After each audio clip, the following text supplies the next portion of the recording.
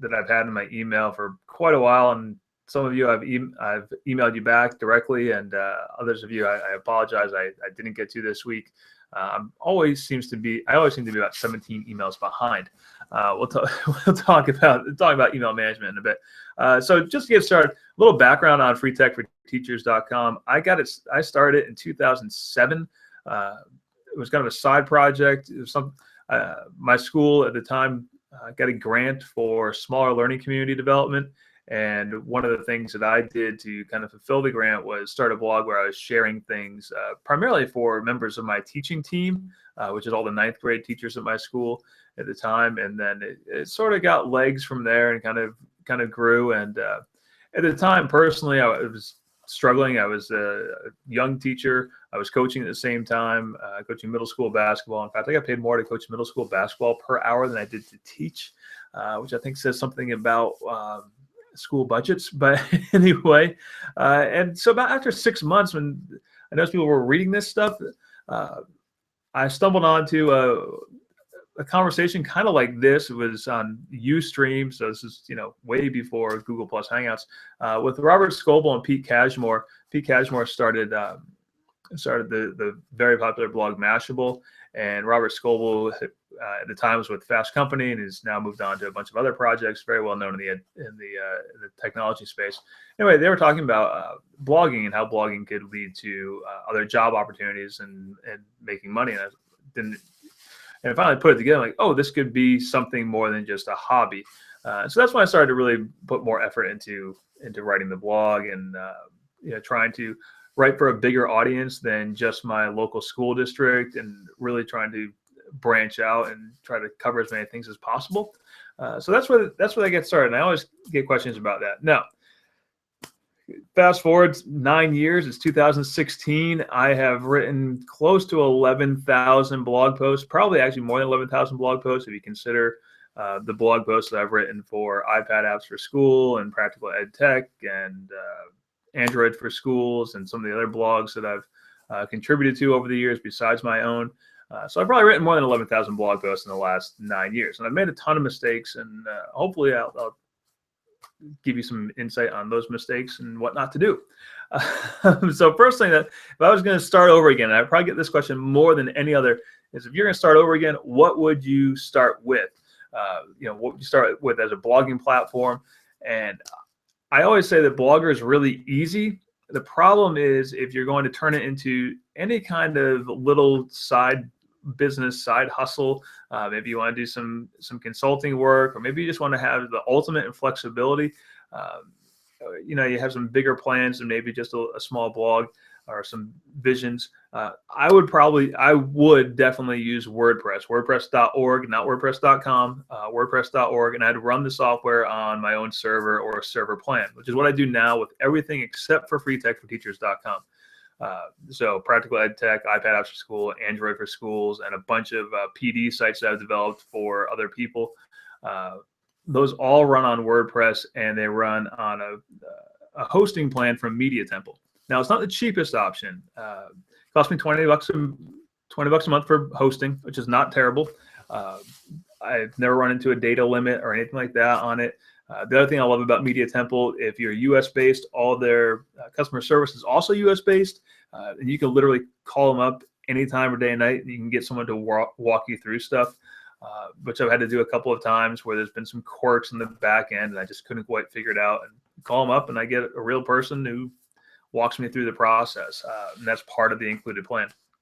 So you're looking at between buying your domain and your monthly hosting fee, you're looking at about $250 a year total, which isn't awful. You really consider that two lattes a month from Starbucks, and you've pretty much got it, or whatever your favorite coffee shop is, or your favorite Vice. That's it's 2 6-packs of beer a month, whatever you want to call it. So I think it's well worth it, and it totally gives you the ultimate in control. You own all your content. You can take it with you. If you get mad at your hosting service, which is what I did, actually I used Bluehost for a little while. I got mad at them. Their customer service wasn't great, and so I flipped all my stuff over to Media Temple, and it was really easy to do, and that gives me the ultimate flexibility. So that's the big one. I would always recommend starting with your own domain. Buy your domain name. Buy variations of your domain name if it's cheap. If you're on GoDaddy or HostGator or any place where you're going to buy your domain, you'll often find, you want to buy, yourname.com. You can probably find yourname.org or yourname.net or yourname.info for a couple of bucks extra. And I totally recommend doing that, just so you kind of own the space around whatever blog domain you want to use. So that's one thing. One of the things I get asked a lot of, and I just got this one recently from Tom Ritchie, actually. Shout out to Tom Ritchie. I don't know if you're joining us or not, Tom. I know I sent you an invite, but I'm just checking to see who's here. And I just got this from Tom Ritchie and said, you host a lot of webinars, and I do a lot of webinars, and the service I use is GoToTraining. And hosting webinars has been good for me in terms of branching out and doing some professional development for people who couldn't otherwise get me to their schools for whatever reason, whether that's the cost or the timing.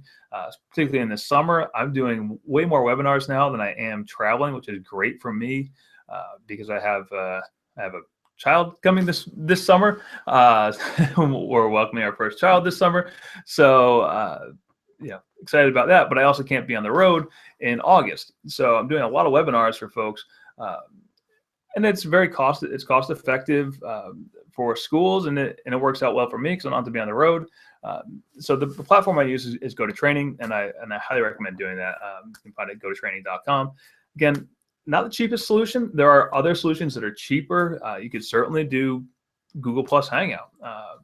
The reason that I haven't done Google Plus Hangouts for professional development sessions where I want it recorded is that I've initially had a lot of problems with calls dropping, and it's not always the easiest to get people to join into a Google Plus Hangout, particularly if you're doing a Google Apps training and it's the first time they've ever signed into their Google account.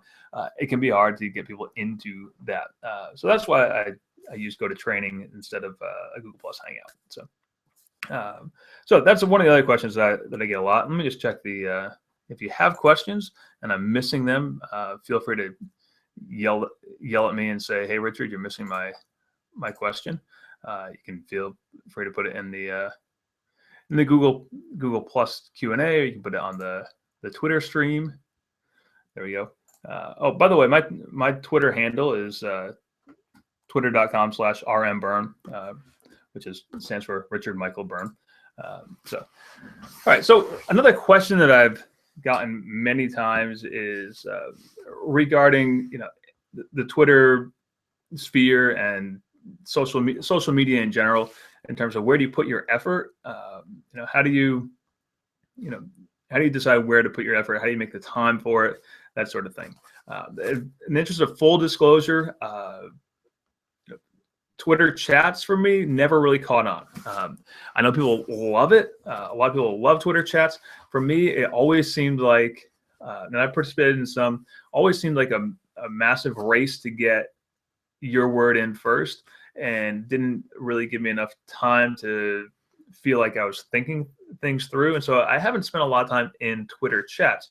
I obviously spend a lot of time on Twitter, replying to people and posting stuff of my own. But I try to, be present and try to answer as much as I can on Twitter whenever possible.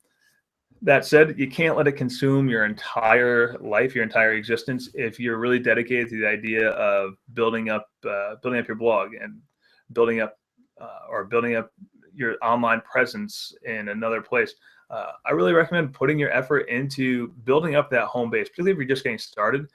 You start with the first 3 or 4 or 5 months or 6 months, really creating a lot of good content for yourself around your blog, your domain, so that you have stuff to refer people back to, so that you're not just someone tweeting all the time. Now, the people who have done that well. I mean, Steven Anderson, Web 2.0 Classroom, has pretty much built his second career off of that.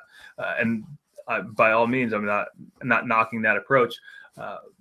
And it's worked well for him. I just think for me that was too much too much labor in terms of I had to always be on and always answering. Whereas building my attention on the blog, I have some stuff that I can refer people to that I wrote 5, 6, 7 years ago. That's still useful. And it's hard for me to go back in Twitter for 7 years and say, oh, look what I wrote 7 years ago. Look what I said 7 years ago. Whereas on my blog, I can go, oh yeah, I wrote about this topic 7 years ago. I can pull it up, and so a lot of times it's still very relevant. So I recommend putting a lot of effort into your blog in that initial phase, and then using that Twitter sphere to kind of branch out. The analogy I often make is, the blog is your hub, and all the social media stuff are the spokes that come off of it. You think about an old wagon wheel. Actually, I have a slide that has this, and I said tonight wouldn't be a slideshow, so I'm not gonna pull it up. But the analogy being that you have that hub, that online base, and that's your blog space or your website, and then everything else branches out of that. Maybe it's your YouTube channel. Shout out to Keith Hughes and Tom Ritchie, who have done a great job building up great online presences through YouTube, and that's kind of all their content is right there. And then the social media pieces branch out of it. The social media piece supports that online hub that they have. And again, they have that archive of stuff you can refer people back to. I refer people back to Keith and Tom all the time because their stuff is really good. And some of the stuff they did three years ago is still very valid today. But the social media piece is there to support that. So that's why you don't see me spending a lot of time in the Twitter chats. One, because it feels like a race to me, and two, I don't feel like it's as valuable a piece of my day as it is developing new content, whether that's on the blog or on my YouTube channel or stuff I'm writing for print work. So the other question that I get a lot is, how do you find time to do all of this stuff? So one of the things that's come up over the years is, are you still in the classroom full time? I'm not in the classroom full time right now. I haven't been in the classroom full time now for almost 4 years. I've worked part time in a lot of different positions. Worked with different schools doing professional development, and been part time in adult ed at times.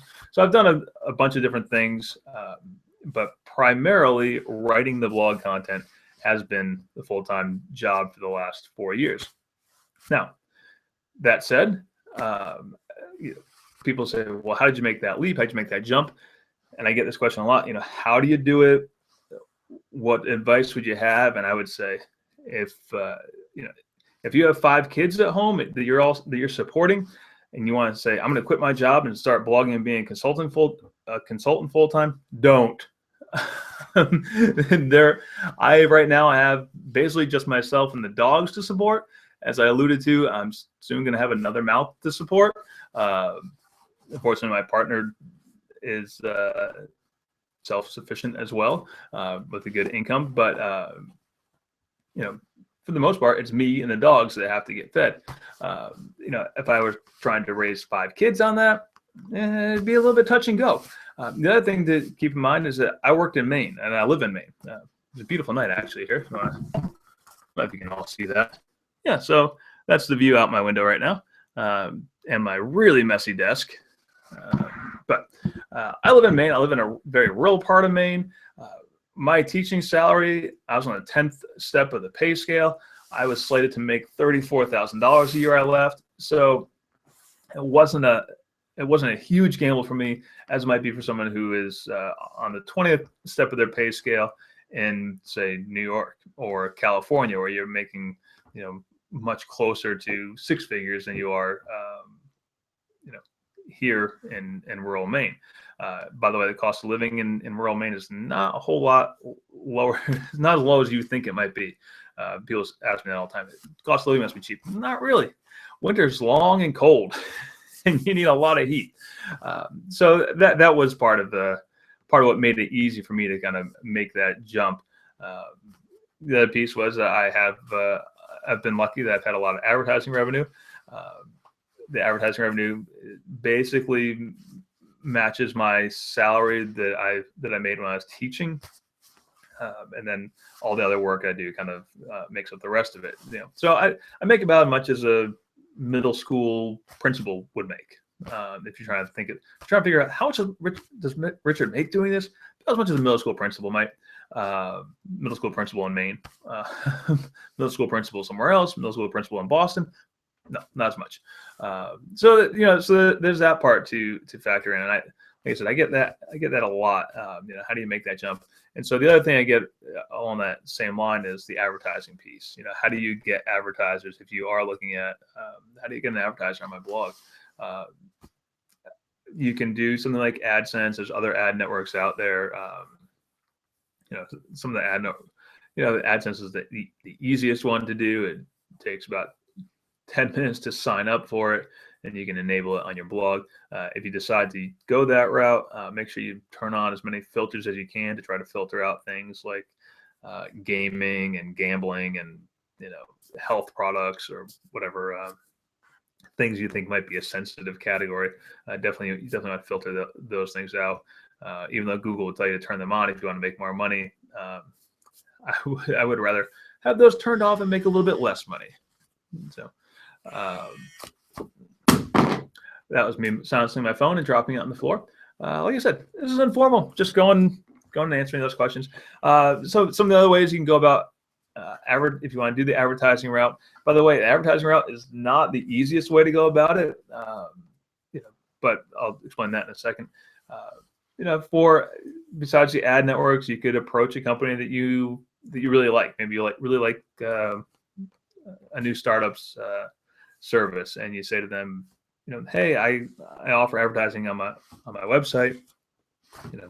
Would you be interested? You could go that route. Or someone emails you and says, hey, we really like what you're doing. We'd like to place a banner ad on your site. Go for that. I do not take unsolicited sponsored posts, and I also don't take paid link placements.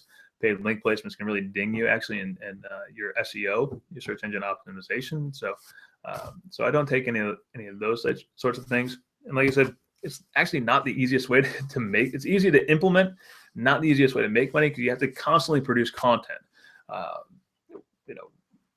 The way that the internet works, the fresher the content, the more fresh content you have, the more page views you'll get, and the more ad revenue you get. Now, my current page views are between 950,000 and a million page views a month. So there's a lot of page views happening, but it's a full-time job to keep that stuff going. There are other ways that are more efficient uses of your time in terms of bang for your buck and in terms of activities. If you go into a training at a school for a day, you'll make and your blog is just getting started, you'll make as much money in that day as you will from a month of ad revenue, or maybe even more than a month of ad revenue. Put it in perspective, the first 18 months that I ran AdSense on my blog, I made $100 total for the first 18 months. So it takes a long time to get up that number of page views to make it worth it. Depending on what state you live in, or what country or province you live in, you might be able to use affiliate links. Here in Maine, we can't, for some arcane law that's on the books about out-of-state business transactions and whatnot. So we can't run like Amazon affiliate programs, but in some states you can, and that can be great for you as well. All right, so I see two new people just popped into the session. If you haven't checked out the Q&A, feel free to put some questions in there. Hey, thanks for the congrats on the new edition. Nice. Cool. Thanks, Hannah. Let's check out there's others in there. Okay. Or if you have something in the chat. Yeah. Otherwise, I can just ramble. Let me just see what's on the Twitter sphere on the other side of this thing. Okay. I have a lot of screens going. First time I've ever done this. Lots of things getting retweeted in the background. Some folks who are asking about this. All right.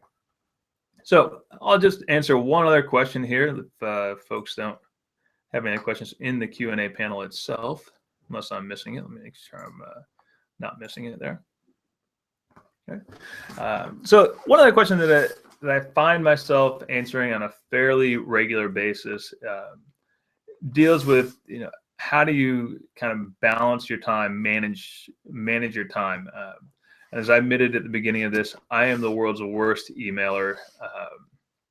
I'm actually really bad at it. I wish I was better. I try everything. The current method, that I'm using is I'm doing all of my writing and media production in the morning, and then I'm doing all my email in the afternoons. That's helping me a bit. Uh, and I had to do that because what I found myself doing was just kind of chasing my tail. In terms of my day, I was if I didn't have a routine for getting my blog posts written, I wouldn't get them written until like 10:30 at night, and I'd be like frantically trying to break out a bunch of stuff really quickly. So that's kind of part of my routine. I also use Hootsuite to automate a lot of tweets. Pinterest, I've experimented with a bunch of different ways to get stuff onto Pinterest. Currently I just do it manually. I just go boom and manually do that. I hired an intern last summer, or hired. I don't know if you hire an intern or you enlist an intern, whatever you want to call it. I did pay him, and he worked out pretty well. He handled the Pinterest for me. He handled some of the other social media stuff for me in terms of posting, but he never did any replying. So if you get a reply from me, it's always from me. I didn't let him touch it. It was just purely, hey, Logan, put this online for me. Okay. And he handled that for me. And that helped. And I'll probably do that again this summer when I'm traveling a lot in June. I was just looking at my calendar for June, and I have 1, 2, 3, 4, 5, 6. I have 7 things in 9 days, 7 cities in 9 days in June. So I'll have someone help me out with that stuff. So that's kind of my workflow piece of this. There's and that, like I said, I try to be as authentic as possible. What you see is what you get. This is me on Sunday night hanging out in my office space. Picture of me in the background, and it's nothing fancy. And I try to reply as much as possible. And that leads me into one other little segment that I'm just, like I said, I'm just kind of rambling here and answering questions that I'm recalling from people asking about it.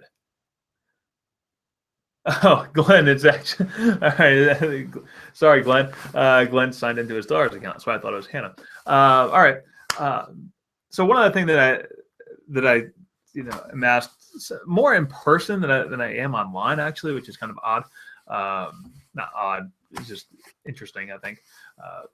Is about where do you put your effort in the social media space, like I mentioned about Twitter and the Twitter chats. That's all stuff to support my core blogging activities, the stuff that I write and that I produce. And by the way, sometimes I write stuff in big batches. I might write, like tomorrow morning, I have blocked out the entire morning where I'm going to probably write 10 or 12 blog posts that are going to be spaced out for the rest of the week. That helps. But the place that I put the most effort in terms of social media bang for my buck in terms of effort has been Facebook. Facebook continues to generate a lot of traffic, and one of the and I don't have any magic sauce in Facebook. I don't use any of the meme generators or any of that sort of stuff, or any of those silly little "if you hate cancer, share this link" stuff. I don't like farm stuff, because otherwise it would be I think that would be disingenuous. So I just try to post good stuff on my Facebook page, and again, that's supporting what I do on the blog and on my YouTube channel. I've started to experiment with uploading videos directly to YouTube, and I have found that or directly to Facebook as well as to YouTube, and I found that has generated a lot of interest and traffic. So here's a question from James Wells. How do you get around the tech setups when you present? So a couple of things. One, I generally will send a list of things that I need access to. For example, if I know I'm going to do a Google Apps training, I'll send a list of the Google Apps services that I want turned on before I get there. Now, sometimes they're turned on, sometimes they're not, and so you kind of have to work with that. And one of the things that I'll do is I always make sure I'm there early, so that we can kind of work through some of those little quirks. The other part of the tech setup that we get is getting like my computer or my Chromebook. My computer or Chromebook on their network, or their iPad or my iPad on their network in advance. And depending on the size of the school district, that can be a monumental task, or it can be a quick little, here's the password. In the places where it's a monumental task, where it must be signed off by 3 people and you have to install this client or that client or whatnot, I just tether off my phone. I have a Verizon plan, which is great. And I just tether off my phone, and I just chalk it up to the cost of doing business. I mean, the worst I've ever had to do is upgrade my data plan on the fly to support it. But I'll do that rather than trying to jump through 1,000 hoops. So thanks for that question, James. Yep. So that's how we get around that tech setup. One of the other things that you do with presenting is, depending on the environment, like if I'm going to a BYOD school, I'll bring 2 different computers or 2 different tablets with me. Currently, my computer of choice, if you're interested in my tech setup, is an HP EliteBook, and I'm still running Windows 7 Business Edition on it. I'm doing that partly because GoToTraining runs best on that right now, and I use GoToTraining a lot. That's my primary setup if I'm doing a Google Apps training. I'm wicked excited about this Chromebook. It's the Acer R11, and it's a touchscreen. It's $279. Well worth it. I'm super impressed by it. I was playing around with some things this week. I use a Blue Snowball microphone. Plugs in perfectly well. Worked without any glitches. My only complaint about this is actually the trackpad.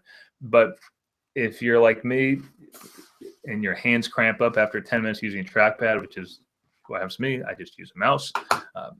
Problem solved. And it's also touchscreen, and it goes all the way around. So really cool for little kids. If you're going to play a game on it, tap away on it. Really cool. So yeah, lots of fun. All right, cool. So I'm rambling, but that's how this was going to go. If you're watching the recording of this and you're jumping around and going, where the heck is Richard going with this? I'm surprised too. So,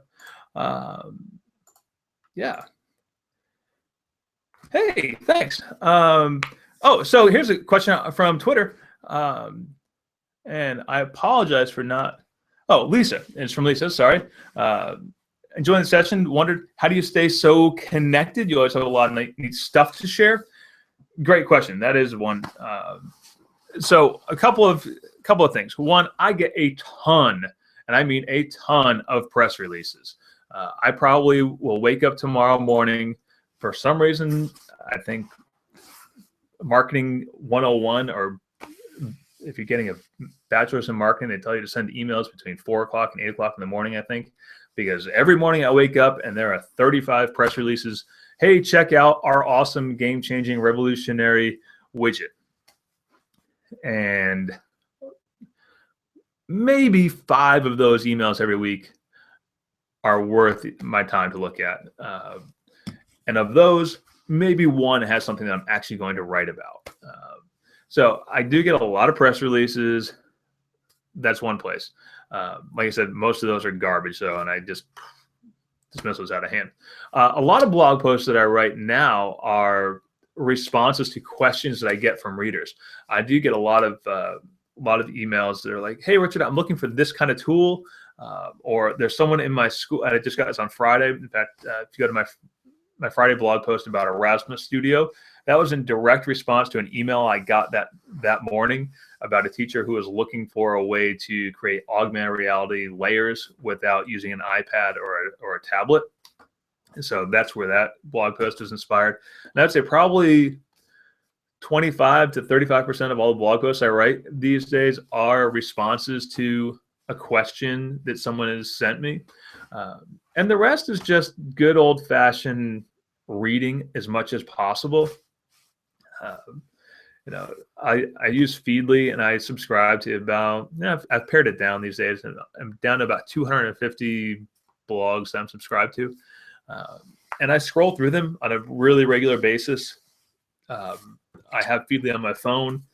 If I have a down moment while I'm getting the oil changed in my truck or something, I flip through it.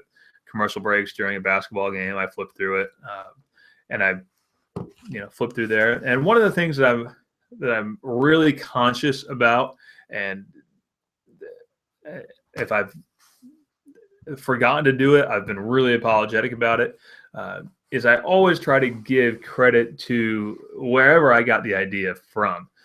Whether that was, I was reading Life Hacker. I'll give you some of the ones I most frequently cite because I most frequently read them. The Life Hacker, I tend to cite them a lot. Keir Clark, who runs Google Maps Mania, big source.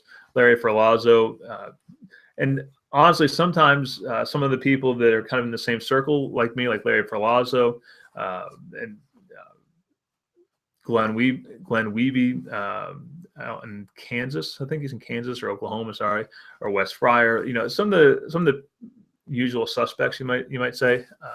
If they've kind of written the same thing that week, unless it's something really awesomely groundbreaking, I just kind of put it off to the side, and I'll write about it maybe later, and I'll cite about it because I want to give them the time to have that breathe, have their thing breathe, whatever that is. Unless it's something like I said that's just so amazing that I have to get it out of my system right away, I'll sit on it and let it breathe. But I really do try to cite as many people as possible when I'm going through Feedly, when I'm writing a blog post or I've got an idea. So, and last but not least is sometimes unfortunately, and I kind of hate doing this. Unfortunately, there is an element of SEO, search engine optimization, that you do kind of have to play the game if you want to keep and this is why I say advertising is not the best way to make money, because you kind of have to play the game, and sometimes you have to write 10 ways to teach a primary source documents, or 10 ways to be an awesome teacher. I've actually never written 10 ways to be an awesome teacher, because I haven't. And I don't really like writing those sorts of things, but they do get a lot of clicks. And those are actually the easiest things to write. There are some blogs that's all they write. 5 reasons why the new iPhone is going to be the best thing to ever hit classrooms, or 10 reasons why you should fall in love with Common Core, or whatever. I really don't like writing that stuff, but sometimes you have to do it to get attention to the things that are more important to me. I'd much rather write something that's, a longer form that's much more in depth and get attention to that. But unfortunately, the way our attention spans are, especially online and social media, is just that, what gets a lot of clicks are the 10 ways to teach a primary source documents. Even though I may have written something else earlier in the week that was much more informative in terms of levels of depth. But the 10 ways one will get the clicks. So I don't know how I got in that one, but I did. So let's see if there's any other questions. But that's a good question. So thanks, Lisa. I appreciate that question, because I do get that one a lot. All right. Well, I'm just going to check one other place for questions, because I did put this on Twitter and Facebook and Google Plus for people who had questions to send in. Let me see. Oh, there's spam on the Facebook post. That's good. We can delete that. So thanks to Vance Haynes for this quiz that we are not going to take. Only 4% of the population can pass the test. I call crap on that one.